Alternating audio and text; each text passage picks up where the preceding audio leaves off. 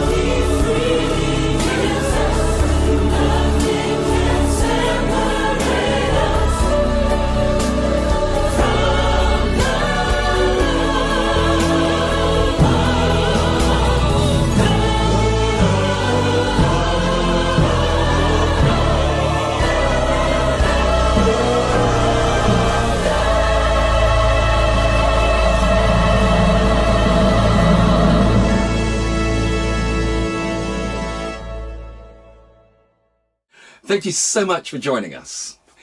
Quick question for you. Do you know what is the best-selling book of all time? Well, it's a collection of songs, poems, letters, history, genealogical records, administrative records, wit, wisdom, and so much more, written by people of high position, kings and prime ministers, as well as those in more humble jobs and humble settings, shepherds, fishermen, tent makers. Considering the most recent contribution to this book was nearly 2,000 years ago, what exactly is in this book which gives it its appeal and continues to make it a bestseller in the technologically advanced, scientifically advanced, intellectually advanced 21st century? Well, we as a choir are going to share the content of this book in 10 songs. At the beginning of each episode, we'll present a song, then we're going to talk about it. Singers in the choir will share personal stories connected with the content of the song. One of our bass singers, I call him my bigger brother, David Billett, will present a reflection on the message in each song. As a songwriter, I will give a little bit of background behind the inspiration of the words and the music. And then we'll present the song again. Second time round, you'll have a much more informed understanding. And our desire is that you will hear the song in a different way, much more powerful and meaningful way.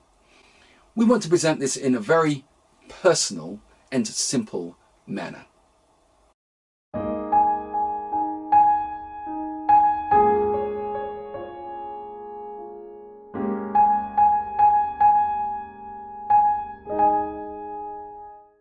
Today, to kick things off, you'll hear from me, and I'm going to reflect on a word which is often used to describe the content of this book, the Holy Bible.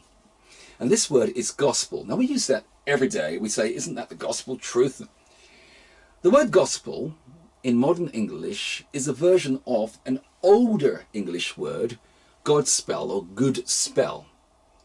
And that is a translation of a Greek word, evangelion.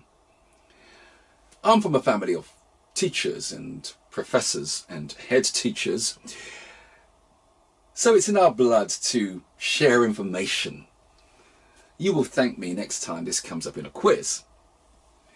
A little bit about the history of the word gospel, not just for intellectual understanding, but there is a reason why I want you to understand what the word actually means, because it's what underpins the whole essence of the Bible. We have some words in English which are directly from the Greek language, such as euphoria, which means a good feeling. Eulogy, and logos is a Greek word meaning a word, so eulogy means a good word, to say a good word. You have eugenics, which means a good birth. Now, if you know a little bit about Latin and Greek, you know that the letters V and U are the same. So there are also words in the English language which begin EV, which are from this original Greek word meaning good. And one of these words is evangel or evangelistic. So the ev means good, but the angel, where we get our word angel, is actually from a Greek word agelos, which means a messenger, and agelion means a message. So evangelion means a good message. That's where we get our word evangelistic or evangelist or evangel from. So now you've learned something.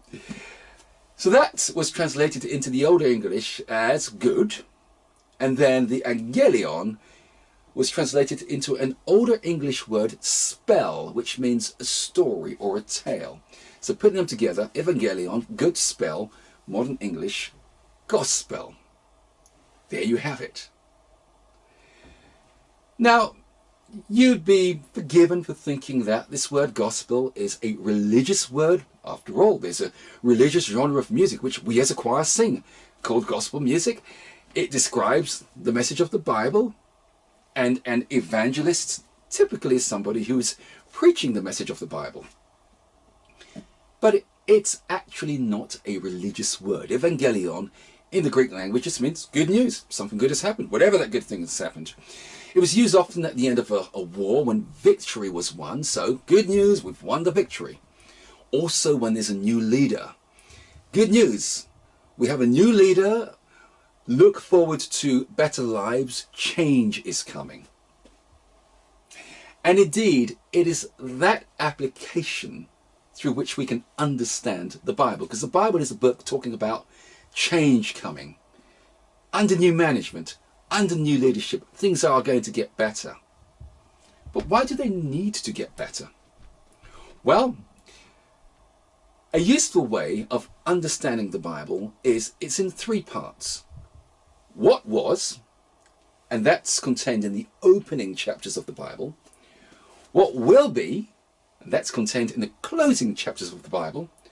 But the bulk, the majority of the Bible is what happened, what became, what is. And we are living in the what is of the Bible. It started off good, it will end good, but in the middle, there is this good plus bad, or good plus evil, positive plus negative. This conflict, this tension, this battle, this controversy, good versus evil. And you would agree with me that we live in a good world, a beautiful world, lots of beautiful places. You can travel anywhere in its beauty. But in the midst of that beauty, side by side, it's also poverty and hunger and destruction of the planet. And even within ourselves, I'm sure there's lots of good things you can say about yourself, and you should think very well and highly of yourself. But then there are the conflicts inside of you, the little habits that we have.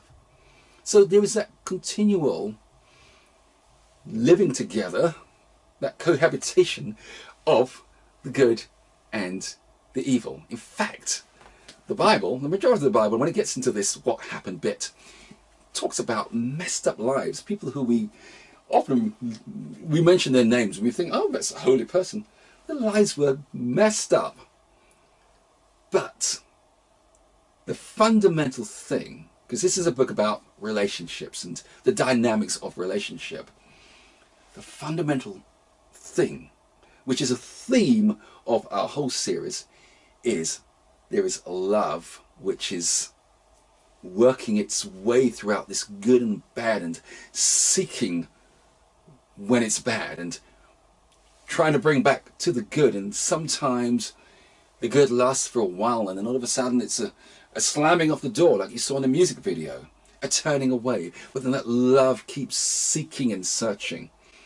And that love came to its ultimate act of demonstrating what it really means, what love really means, through an act of sacrifice, an act of death.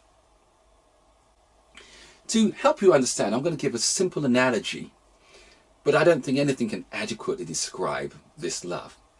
But let's use an analogy. You've just seen a wonderful house, 6 bedrooms, big gardens. Let's just throw in a swimming pool for good measure. You really want this house. House of your dreams. You go to see your bank manager, gives you the mortgage. You're happy. You're living in that house, a family are in, enjoying the swimming pool, good times. All of a sudden, life gets a little bit bad. There's an economic downturn. You've lost your job. You're struggling to keep up with the repayments.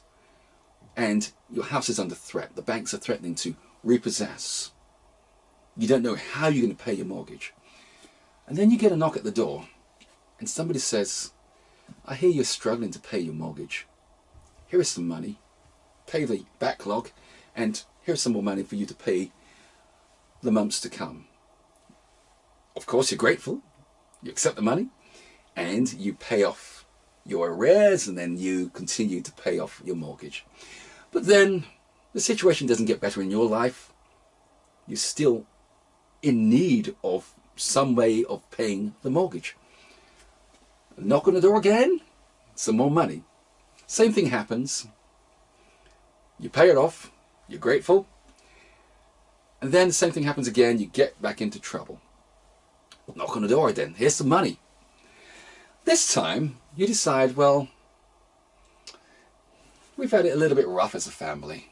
I've always wanted to go to the Bahamas with its wonderful white sands and inviting seas. Let's go on a holiday, family. I'm going to book a 5-star hotel. We're going to travel first class.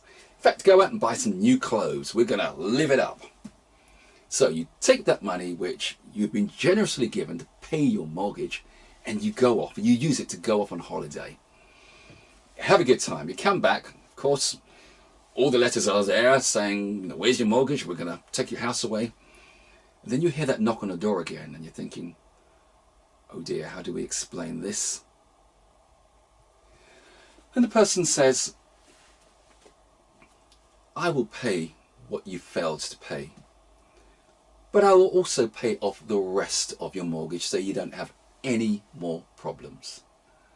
Oh, on top of that, I'm going to buy you another house, bigger. Now, of course, you hear that and you say, oh, thanks very much. See you later, and close the door. Or maybe you stand there in wonder and bewilderment, trying to work out why in the world would somebody do something so crazy. You don't get it. You've abused this person's generosity, but yet he's now coming to pay off the rest of your mortgage and give you another house on top. That's just a weak analogy of the gospel, the message, this love without end message, which is in this book. And I had the challenge of reflecting on this love and trying to write about it in song.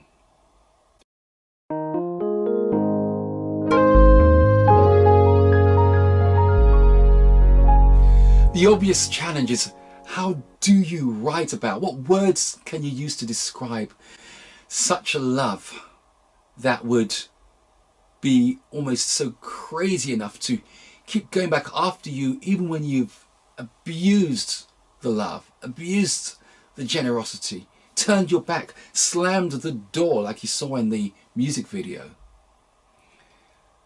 I couldn't find words to describe, so I was just left with questions.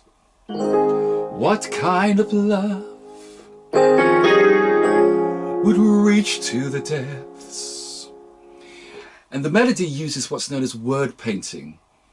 What the words are saying, the melody does something which matches the characteristics of the words. So reach to the depths, the melody goes down, because this is about this love reaching down to wherever we are. When we feel we've sunk so low, this love reaches to the depths. Next line says, and lifts us to heights. So the melody's going up as you are lifted to those heights. And I imagine almost like a heroic film where somebody's down in a dungeon and danger, and something comes or someone comes and rescues them and picks them out of that danger. And that's what I had in mind when that line was written, lifts us to heights. But this next word is unknown. Many of us who have discovered this love will describe the real feeling that we have, both the emotional feeling, but also the intellectual feeling, where we've been taken to places that we didn't think imaginable. We thought we were destined to go one place, but this love lifted us, changed our lives so dramatically that we cannot even put it into words, we cannot describe. And it's just unknown. Lifts us to heights unknown. This is an unresolved harmony here, unresolved chord in the accompaniment. And that's because we haven't yet reached, we haven't yet attained what that love is doing for us, what that love can do for us. Oh, it changes us in a dramatic way in our own experience. But there is more. There is more beyond. There is more literally out of this world. That's the unknown. That's what the love is going to do for your life. Next line says, when we turned away, when we went astray. The melody, we turned, it's all going in a straight line, but then it turns at the end. And your life is sometimes like that.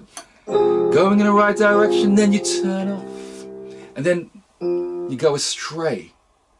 But that love, even though it's pursuing you and you go astray, it's going off the path. And when you're going in all directions, that love is seeking you. There is nothing that you've done. There is nothing that you feel. There's no low that you can feel that you've reached, which that love will not reach and seek you. What kind of love reached out and sought us and safely home brought us? So as you can hear in the melody is reaching out. That's what this love is doing. It's reaching out and seeking, looking for you where you are. Even if you try to hide, even if you say, I don't want to know, this love is seeking you out and never stops seeking you out. And once it seeks you and gets you, it will bring you to a place of safety. And safely home brought us. It's getting hopeful as that melody lifts, rescues you from where you are, and you're running away and it's pursuing you, and it reaches out and grabs you in its arms and says, you're home, you're in safety now. Having asked all those questions, what sort of love would do that? The bold statement comes in the chorus. God's love. We emphasize God's love. We describe love unconditional, love without end. Now, for the next two lines, I borrow from the words of two contemporaries of Jesus. One was a close friend, somebody who wrote about this love and how much this love changed their lives. His name is John. And he writes, behold, just look at what type of love God has lavished upon us as human beings, that we can have dignity and worth. We can have a change, that good news. Our lives can be filled with this love and filled with value, that we can be considered the sons and the daughters, the children of God. What love. And then I borrow also from the words of another contemporary of Christ. He's never recorded as ever interacting with Christ, but he exists a lot after Christ is off the scene, and many of his letters comprise the second part of the Bible, the New Testament. His name is Paul. And he writes in a letter to a community of new Christian believers in Rome, he says, nothing can separate us from the love of God. What powerful words. Nothing can separate us. There is nothing that you do, that I do, nothing we can do, which makes it possible for God to say, I do not love. This love seeks us where we are, what we've done. And even when we turn away again and again, it keeps coming back after us. And part of the love is not just seeking us out and saying, you are forgiven, but also it's part of that love. Like when you love someone, you try to keep them out of the danger. This love gives the power to grow and to develop character, that we don't keep running away. That's what this love does. And because it searches you to the depths, wherever you are, because it searches you when you go astray and keeps running, because it seeks you out, and because nothing can separate you, and because it's so freely poured out upon you time and time again. That accurately describes a love without end.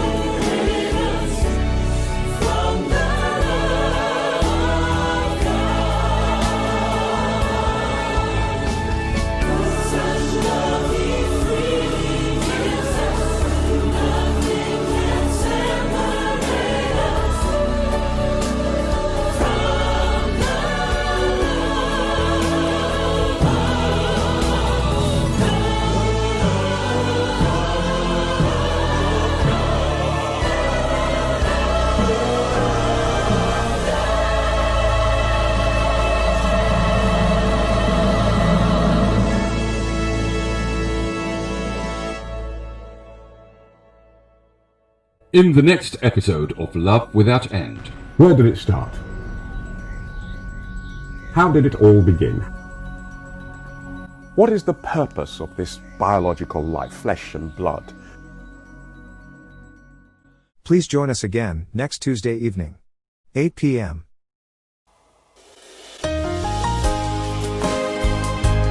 And to find out how to get the recording of all of the songs in this series, visit Croydon SDA Gospel Choir.co.uk.